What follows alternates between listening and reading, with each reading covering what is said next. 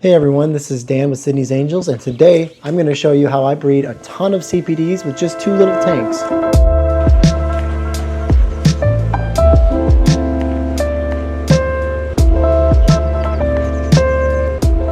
Okay, so we're down here in my basement. We've got about 40 tanks down here, and I really want to focus on these two tanks. These are all 10-gallon tanks on this rack, but these are the two that I use to breed my celestial pearl Danios. You can use this method for any nano fish that is an egg scattering fish and a fish that would prefer moss as a place to dispense their eggs. Some fish don't really care, they'll just throw eggs everywhere. Celestial pearl Danios really like to lay their eggs down on some moss. I sell quite a few of them on my website, sydneysangels.com. It's a nice way for me to support my hobby and buy other fish and other equipment. I also just really enjoy breeding fish. It just makes me happy.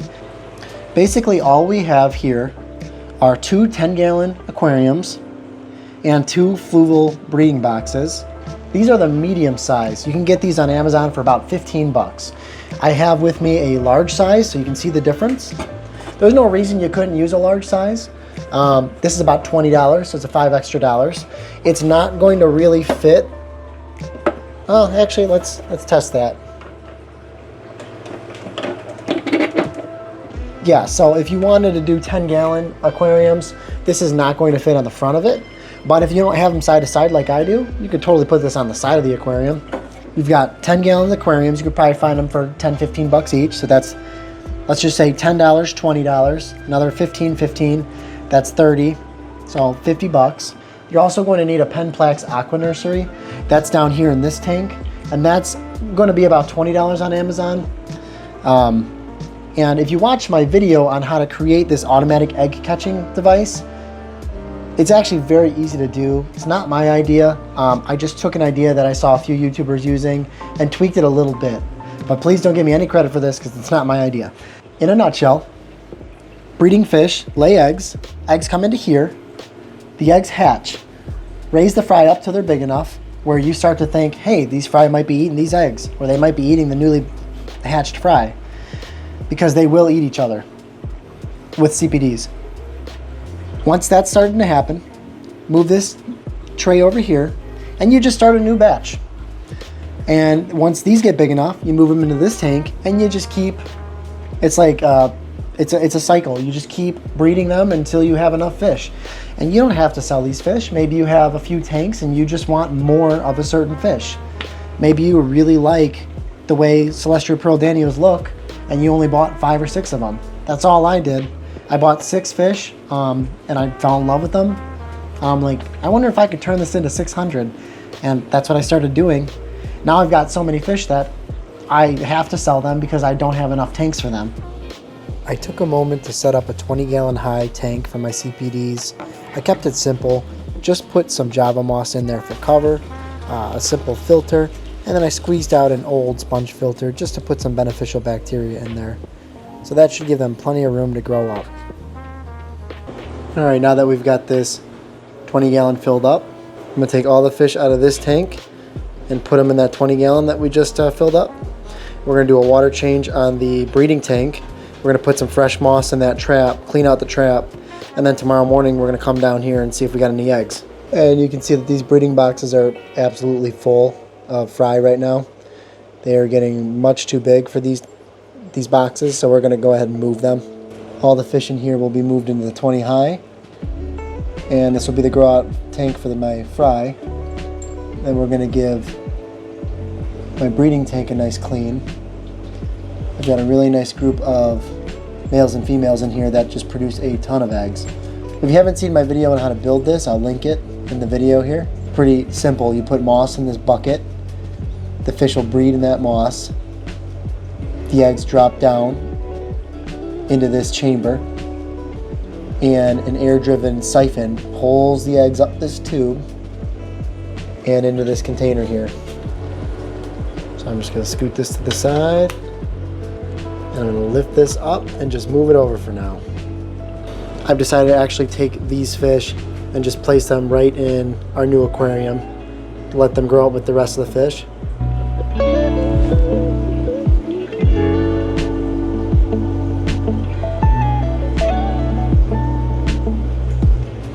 So they seem to be liking the new tank. Let's move over another batch. Same thing with this box. We're just gonna pop the spout off the top of it, pour a little bit into this tank, and we will set these free as well. All my water is pretty much the same down here, so I'm not really worried about acclimating them. They should be fine.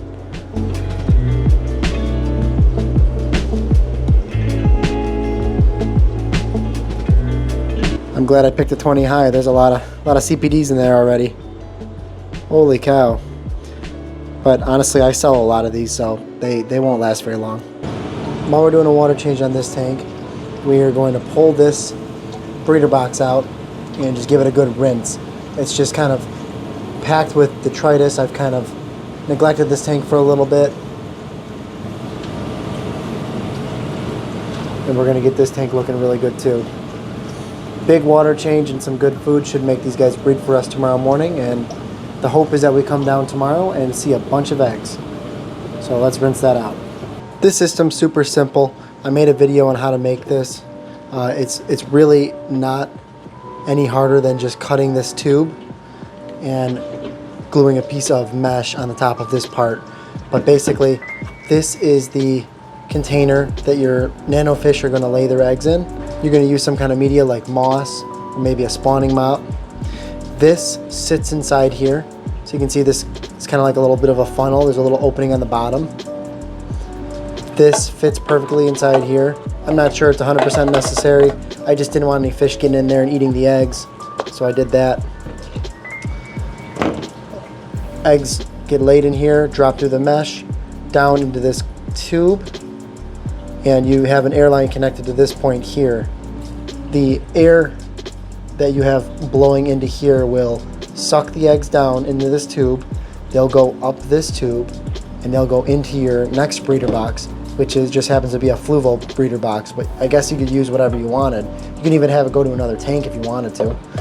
In my experience, the CPDs like to start breeding like at first light, and in about 4 hours after first light is when I really start to look for the eggs. I say 4 to 6 hours after. I used to really have to time it pretty well because they would eat all their eggs, but with this system, you could just set it and forget it, and they can't get to these eggs because they can't fit through this tube. So yeah, let's get this reinstalled. We'll get a nice, sexy piece of moss right on top of here for them to breed on, and we'll see how we do. So hopefully this video gives you a good idea of how this works. That water is being drawn up with just nothing but air, and in my experience, they don't seem to really float out of here. But what I've actually done is I've cut a piece of foam and fit it perfectly for the outflow. So when the fries start to swim around, this kind of stops them from getting out. Every once in a while, you're gonna have to take your finger and just clean the sponge out. That's literally all I do. I just ju, and all the dirt and debris kind of just come right out of it. And it's as simple as that. Last thing we have to do is give them a place to spawn, and they really like live plants. So we're gonna put some moss in this chamber here. And our neighbors have some really nice moss, these Venezuelan corridoras. So I think we're going to steal some of that because that's just looking really nice. Hello neighbors, don't mind if I just snatch a little bit of this. Oh, it's a one big clump. I'm going to need 2 hands. All right, stand by. So we've got our moss, and I usually take a little rock and put it on top of the moss so it doesn't fall out of the chamber. So what we're going to do is we're going to put our moss in first.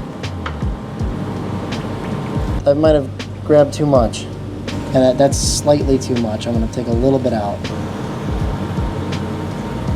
That's a little better. I'm going to take that rock and place it on top. And I like to kind of fluff it like a pillow to make it look really nice. Don't think it really matters, but it makes me feel all warm and fuzzy inside. Okay, so it's the next day, and we only have one little egg in here. Not even sure if you're going to be able to see it. Center your screen right there. There is something else sometimes I have to do to get the eggs out. Not all the time, but I do have a lot of moss in here right now. If I put my hand in there and shake it around a little bit, or if I use something like a turkey baster, that usually helps it. So I'm just going to put my hand in here and give it a good ruffle. Could be like an airlock in there or something.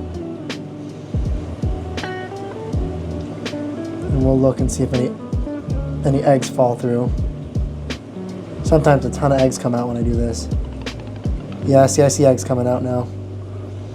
And all I'm doing is kind of gently fanning the moss. If there's any eggs in that moss, they're gonna go into that chamber. It gets to a point where it works automatically, but right now, for some reason, maybe I use too much moss. Oh yeah, see? A bunch of eggs are coming down now. You can use something like a turkey baster and blow water, whoops, down into the trap. So I'm just gonna fill it up with water first. Go like this, just see I'm just blowing water in. So I'm hoping that's coming out. I hope you can see all those eggs that I was able to get out of that moss. So now what you could do is you could remove these eggs and hatch them in another enclosure if you wanted. That's what I used to do. But now, all I do is I leave them in here and I'll just let them hatch in here. There we go. Now you can really see the eggs. You can see the good eggs have a nice yolk on the inside. They should be pretty clear. Honestly, all these look pretty good. The cleaner you keep this enclosure, the better off the eggs are going to do. You could remove them and hatch them somewhere else. The one drawback to this system is it does not discriminate between poop and eggs. So you might get a lot of poop in your enclosure. But this is going to start collecting eggs, you know, every day automatically until they start to hatch. And all I'm going to do, come down here 2-3 times a day with a little bit of fry powder right in the top of this container. I'm going to pay attention to this sponge that I've cut because I want this sponge to stay nice and clean. So every once in a while I can remove it, let stuff float through, or my favorite method for cleaning it is literally just mashing it down with your finger a couple times. It'll get all the gunk out of the sponge, keep water flow nice and quick coming through there. Because what happens is, if this gets overflown, then the second means of water flow will be right here where this little notch is cut out. And if that happens, you're going to lose some fry because fry are going to fall into the main tank and probably get eaten right away. Now, once these hatch, I'm going to start feeding them. Once I have a decent amount and they're starting to grow a little bit and I start to think that, like, okay, I still see eggs hatching, but now I feel like they're getting eaten, I'm going to take this, move it over here. I'm just going to swap them. So this one's going to come over here because it's empty. And this one's going to come over here because it's full. And the process continues.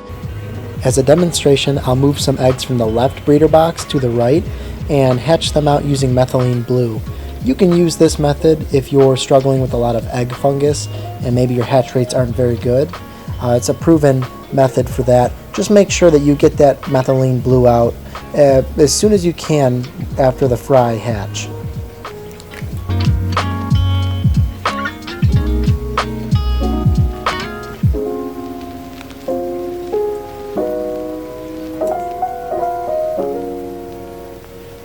Alright, it's been somewhere around 2 to 3 weeks, and I thought I'd just show you the progress that we're making with this current batch. On the left is just fry that have hatched from eggs dropping into this container. I haven't done anything else with it but feed it. And on the right, I decided to try a little experiment. I took some eggs from this container, put them in here with some methylene blue.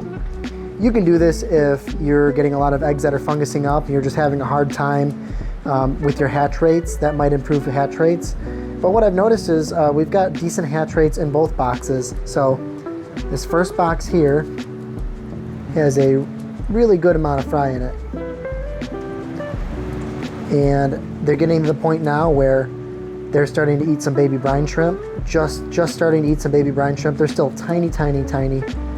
But you can see I've got quite a bit in here. I have thrown a little bit of moss in there. Gives them a little bit of cover, and there might be some microorganisms they can snack on.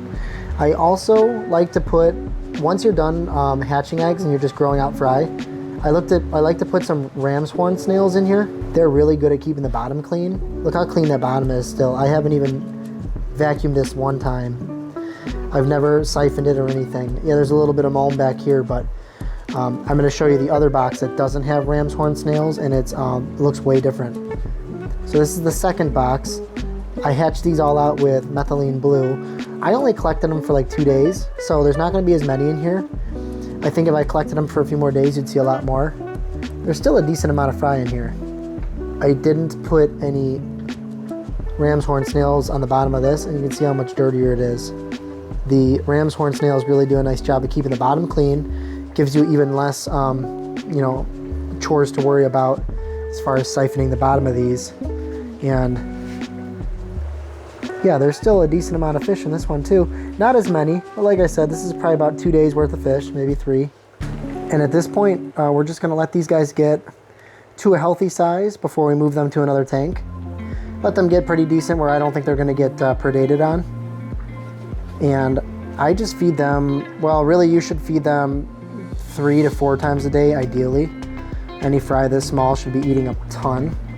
But I'll show you what I do twice a day just because of my busy schedule. I don't have time to come down here 4 times a day. I'm lucky to come down here twice a day. I'd say that's a minimum though, when you're feeding fry like this, twice a day at least. But all I do is I just put a little fry powder in the top of this container, and I'll show you how I do it. So right now,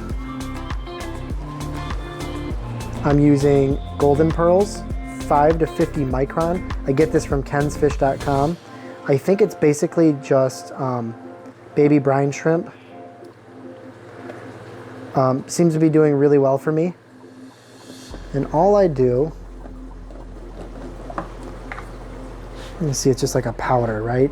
Very, very fine powder. All I do is I take the end of a paintbrush like this, and I just dab it in there till I get a little bit on the end of my paintbrush. And I come over here and I just flick it on top of the container once, like this. See that?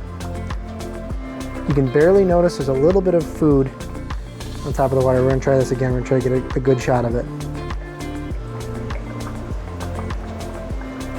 See that? Just a little bit, that's all you need. I am hatching out baby brine shrimp every day, so I'll also throw a tiny bit of baby brine shrimp in there, and that's just to see if they're ready to eat it. I have noticed that there are some in here that are eating it already, which is cool. You'll see like a little orange basketball belly when they're eating it.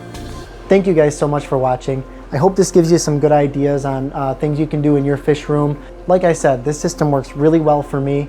I really enjoy the results I'm seeing, getting a lot of fish out of it, not doing a whole lot of work. It's a kind of a win-win once you get it set up right. If you're interested in buying any Celestial Pearl Danios from me, use the promo code CPD20 on my website at checkout, and I'll take 20% off your first order. Thanks so much for watching, and we'll see you on the next one.